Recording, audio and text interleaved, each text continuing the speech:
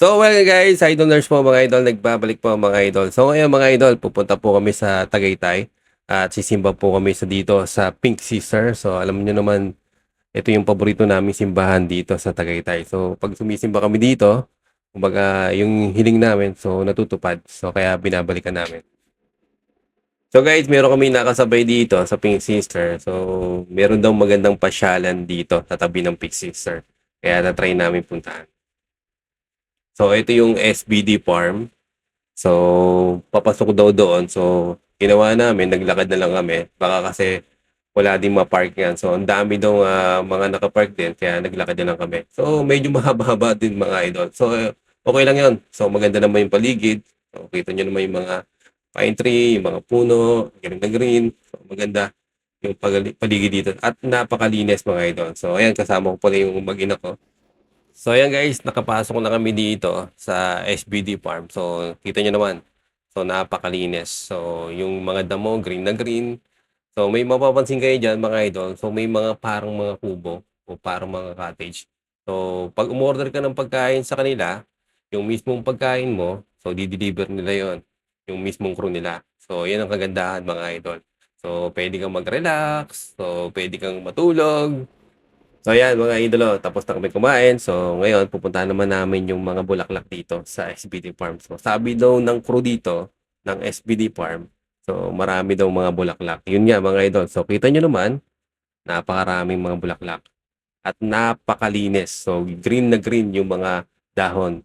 So ayan, kitang-kita nyo naman mga idol. So pagandaan dito mga idol, so pwede kang bumili ng bulaklak sa nila. So yung makikita mo bulaklak at magugustuhan mo, so pwede mong bilhin sa kanila. So hindi ko na pinakita yung mga presyo. So maganda yung pagka-landscape at nilagyan nila ng SBD Farm yung mismong damo. So may mga upuan dito mga idol. So pwede kayong magpa-picture. So marami kaming nakasabay dito na family at couple na nagpa-picture dito. Kaya bagay na bagay talaga ito sa mga couple na background yung bulaklak at yung mga damo. So napakalinis mga idol. So kita nyo mga idol, ayan, yung mga bulaklak nila. Kulay na kulay, yung mga dahon ng bulaklak, green na green. So, ganyang kalinis. So, napakaganda. So, sarap mag-relax. So, nakakabawas ng stress, nakakawala ng pagod. So, kapag nakakita ka ng ganito at napakalinis na lugar.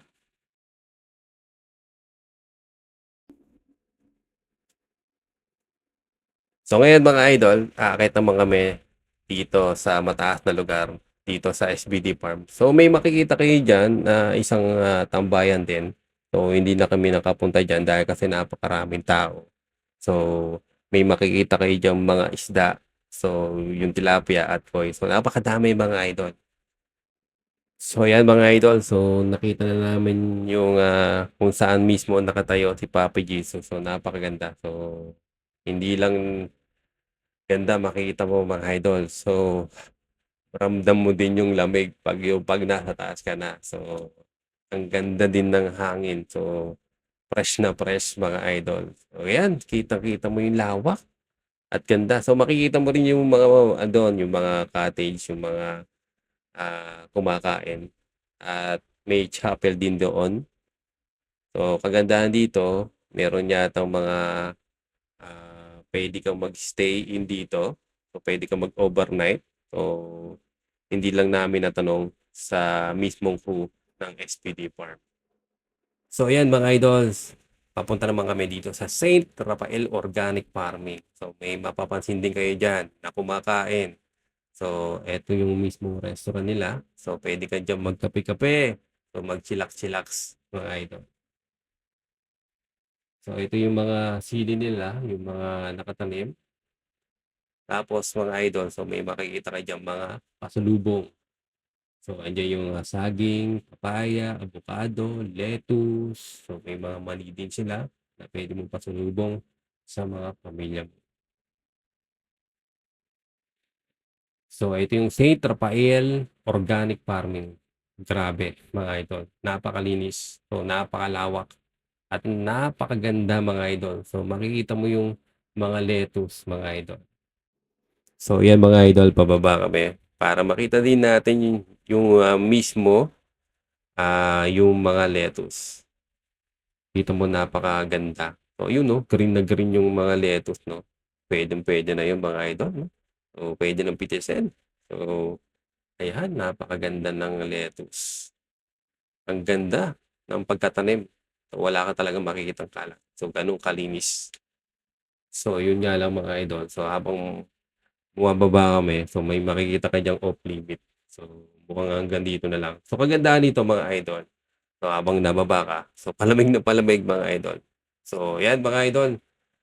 Mukhang hanggang dito na lang si Idol Nurse at magpapaalam na kami. So, maraming salamat sa inyo mga idol at sana magustuhan nyo ang video namin. So, bye everyone. God bless po mga idol.